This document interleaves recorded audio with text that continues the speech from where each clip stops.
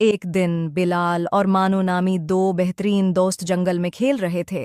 खेलते खेलते उन्हें एक पुराना जादुई टरी हाउस नजर आया जो हल्की सी रोशनी में चमक रहा था। टरी हाउस पर बेलें लपटी हुई थीं और इस हाउस में एक बड़ा दरवाज़ा था जो खुलकर बहुत से लोगों को अंदर आने की इजाज़त देता था।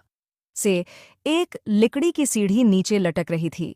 दोनों बच्चे हैरानी और तजस्सुस से उसे देखने लगे। बिलाल और मानू ने हिम्मत करके लकड़ी की सीढ़ी पर चढ़ना शुरू किया और टरी हाउस के अंदर दाखिल हो गए। हैरत की बात यह थी कि अंदरूनी हिस्सा बाहर से कहीं ज्यादा बड़ा था। चारों तरफ जादुई किताबें, चमकते हुए नवादरात और अजीब और गरीब चीज़ें पड़ी थीं। खिड़की से उन्हें मुख्तलिफ दुनिया की झलकियां नजर आईं। दोनों दोस्त हैरत और खुशी से देखते रहे।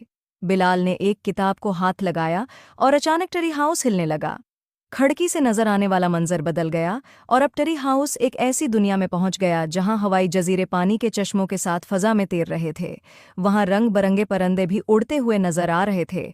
दोनों बच्चे खिड़की के पास खड़े होकर हैरत से यह मंजर देख रहे थे। बाहर निकलने पर बिलाल और मानो का सामना नर्म बादल जैसी मखलूक़ात से हुआ जो हंस रही थीं और उनके उर्द गर्द तैर रही थीं।